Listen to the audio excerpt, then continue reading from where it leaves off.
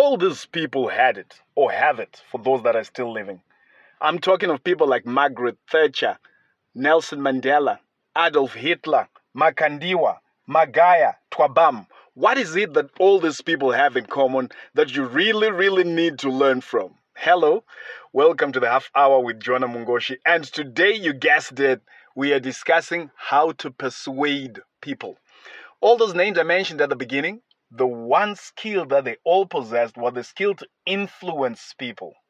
Was the people to sway people, to change people's minds, to get people to follow them, emanating from their ability to persuade. So I'm sure you agree with me that that power to persuade people is critical to your success in any endeavor. Whether you're trying to succeed in business or advancing your career in the workplace or community leadership position or particularly in sales, and everybody's selling something. So if you are someone who is serious about your success in any endeavor, please listen carefully, because I promise you, your ability, your capacity to succeed is significantly hampered kana usina skiriro dirire ku influence vanhu, dirire ku persuade vanhu. So what I'm sharing with you today is not based on my own assumption. It's not based on my thoughts or what sounds nice. No, it's based on hardcore science. It has been tried and tested and validated, and it has been peer tested, peer reviewed. And this is based on a book by Dr. Robert Cialdini. He talks about just 6 factors that if we learn and master and apply will significantly influence our capacity, our power to persuade. So are you ready?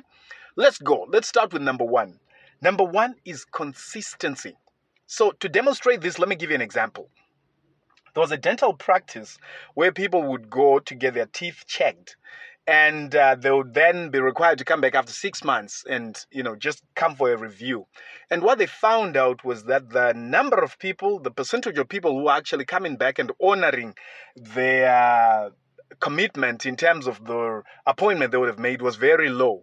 So they changed one small thing. They came up with a form where the patients would actually sign their name and say, I will be here for my next appointment on such and such a date, and they would sign it. And what they found was that the number of people who honored that promise, who came for that appointment, shot through the roof. It significantly increased, just as a result of having them making that commitment. So that takes us to number 1 out of 6 factors of persuasion, and that's consistency. At the core, deep down, all of us want to live up to our promises. So when you get somebody to promise something, say, I will do this, the chances of that person following through are significantly higher than if the person had not made that commitment. Let's say you're offering a service to somebody, and let's say you're a hairdresser, right? Or maybe a barber, and you want to make sure that people come back after every 6 months. It's one thing to just say, after 6 months, then say, oh yeah, sure, shall we?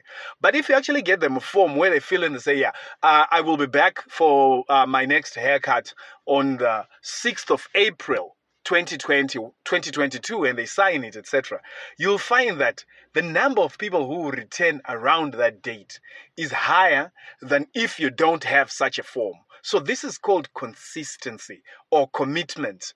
Human beings psychologically believe we are good people. And because we are good people, we don't like making promises that we won't keep. It actually causes us a certain level of stress when we make a promise and we don't keep it. Although it's a bit cultural as well. In some cultures, people take their commitments a lot more seriously than in others. But all things being equal, when people make a commitment, they are more likely to follow through on that commitment than if they don't. So that is number 1. How can you use this? How can you apply this in your work? How can you get the people you work with, you work for, the people that you serve, the customers you have, how can you get them to make some level of commitment? Where you're offering services that are repetitive, where people have to come back time and again, it's much easier to implement than in others.